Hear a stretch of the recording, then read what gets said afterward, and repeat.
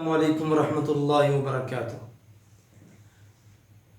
الحمدللہ رب العالمین الرحمن الرحیم مالک یوم الدین ایاک نعبد و ایاک نستعین۔ حضرت سامعین، ناظرین، پوچھا جاتا ہے کہ اولاد کی والدین کے ساتھ مشابہت کیسے ہوتی ہے، اس کی کیا وجوہات ہیں؟ سب سے پہلے تو یہ ہے کہ رحم مادر میں اللہ تعالیٰ جس کو جیسے چاہے پیدا کرتا ہے۔ جب انسان ماں کے پیٹ میں ہوتا ہے، رحم کے اندر جب انسان ہوتا ہے تو اس کی بناوٹ اللہ رب العالمین بنا رہے ہوتے ہیں۔ اللہ چاہے تو مذکر پیدا کرے، اللہ چاہے تو مؤنث پیدا کرے، اور اللہ چاہے تو اس بچے کی شکل و صورت شباہت والد پہ لے جائے یا والد کی فیملی کی طرف لے جائے، اور اللہ چاہے تو والدہ کی طرف یا اس کے ننیال کی طرف لے جائے۔ حقیقت میں تو اللہ رب العالمین فرماتے ہیں هو الذی یصورکم فی الارحام کیف یشاء، وہ اللہ ہے جیسے چاہے تمہاری رحم کے اندر تمہاری شکلیں بناتا ہے، جیسے اللہ کی مرضی اللہ ویسی شکلیں بناتا ہے۔ لیکن اگر ہم احادیث کا مطالعہ کرتے ہیں تو احادیث میں ہمیں چار چیزیں ملتی ہیں، چار وجوہات ملتی ہیں جس کی بنا پر اولاد کی شباہت والد یا والدہ کی طرف یا اس کی فیملی کی طرف جاتی ہے۔ چار وجوہات میں سے سب سے پہلی وجہ یہ ہے کہ جب میاں بیوی آپس میں مباشرت کرتے ہیں، ملتے ہیں، صحبت کرتے ہیں، تو اگر مرد کی منی جو ہے وہ بیوی سے پہلے خارج ہو جائے تو اس وقت مذکر پیدا ہونے کی علامات ہوتی ہیں، بچہ پیدا ہونے کی علامات ہوتی ہیں، اور اس کی مشابہت جو ہے والد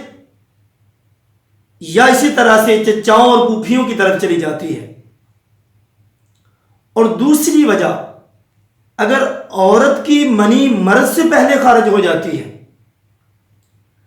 تب جو ہے مؤنث یعنی بچی پیدا ہونے کے اثرات ہوتے ہیں، اور اس صورت میں اس کی مشابہت والدہ یعنی خالاؤں اور ماموں کی طرف اس کی مشابہت چلی جاتی ہے۔ اور تیسری وجہ جو ہے وہ یہ بیان کی جاتی ہے کہ اگر مرد کی منی عورت سے پہلے خارج ہوتی ہے لیکن عورت کا مادہ جو ہے وہ زیادہ ہوتا ہے، مقدار اس کی زیادہ ہے، تو اس صورت میں مذکر پیدا ہوگا لیکن اس کی شکل و صورت شباہت جو ہے اس کی والدہ اور ننیال کی طرف چلی جائے گی۔ اور چوتھی وجہ یہ بیان کی گئی کہ اگر عورت کی منی مرد سے پہلے خارج ہو جاتی ہے لیکن مرد کی منی کی مقدار زیادہ ہوتی ہے تو اس صورت میں اس کی شکل و صورت اور شباہت جو ہے والدہ کی طرف چلی جائے گی۔ اور اسی طرح سے احادیث میں بھی اس بارے میں وضاحت آتی ہے کہ اللہ کے نبی صلی اللہ علیہ وآلہ وسلم کے بارے میں جب یہودیوں کے عالم جو سابقہ عالم تھے عبداللہ بن سلام، ان کو اللہ کے نبی صلی اللہ علیہ وسلم کے بارے میں پتہ چلا کہ وہ آئے ہیں، تو وہ اپنے کھیت اور باغ کے اندر کام کر رہے تھے۔ انہوں نے اس وقت کہا کہ میں اس پیغمبر سے 3 سوال کروں گا اور ان میرے تینوں سوالوں کا جواب سوائے کوئی کسی پیغمبر کے نہیں دے سکتا۔ اگر انہوں نے اس کے جواب دے دیے، ان سوالات کے جواب، تو میں سمجھوں گا کہ وہ واقعتاً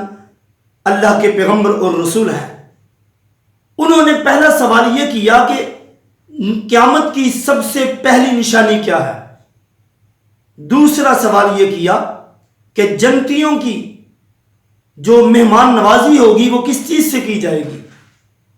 اور تیسرا سوال یہ کیا کہ بچے کی مشابہت والدین کے اوپر کیسے چلی جاتی ہے؟ اللہ کے نبی صلی اللہ علیہ وسلم سے جب یہ سوال کیا گیا تو اللہ کے نبی صلی اللہ علیہ وسلم کو جبرائیل نے جب اس کے جواب دیے تو آقا علیہ الصلوۃ والسلام نے عبداللہ بن سلام سے کہا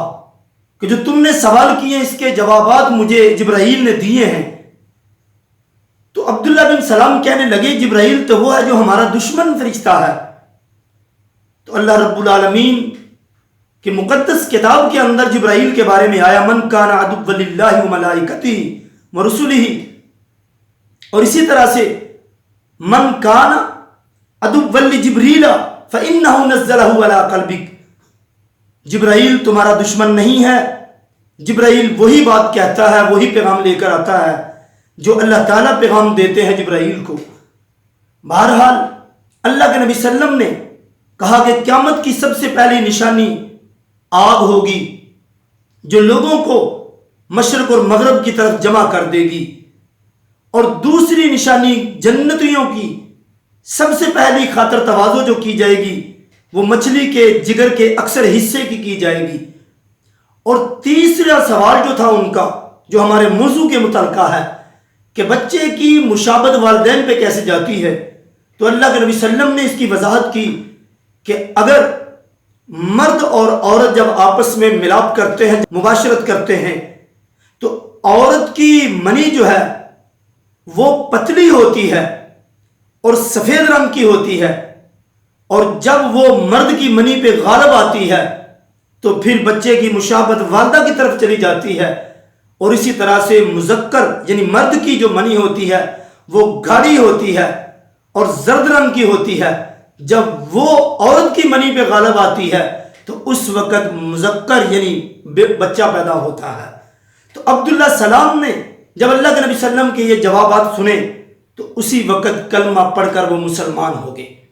گویا کہ حدیث سے ہمیں یہ بات واضح ہوتی ہے کہ بچوں کی اولاد کی مشابہت والدین پہ اس وجہ سے ہوتی ہے کہ جو والدین میں جو والد کا مادہ ہوتا ہے، اسی طرح سے جو والدہ کا مادہ ہوتا ہے، جو مادہ غالب آ جاتا ہے ایک دوسرے کے اوپر، اسی کی طرح کی اس کی نسبت جو ہے اور ان کی شکل و شباہت بن جاتی ہے. تو اسی طرح حضرت عائشہ رضی اللہ تعالی عنہ کے بارے میں آتا ہے کہ ایک عورت نے آ کر اللہ کے نبی صلی اللہ علیہ وسلم سے پوچھا یا رسول اللہ اگر کسی عورت کو احتلام ہو یعنی اپنے وہ کپڑے گیلے دیکھے اور منی دیکھے کیا وہ غسل کرے؟ اللہ کے نبی صلی اللہ علیہ وسلم کے پاس عائشہ رضی اللہ تعالی عنہ بیٹھی ہوئی تھی. آپ نے اس عورت کو برا بلا کہنا شروع کر دیا. اللہ کے نبی صلی اللہ علیہ وسلم نے فرمایا عائشہ اسے برا بلا مت کہو،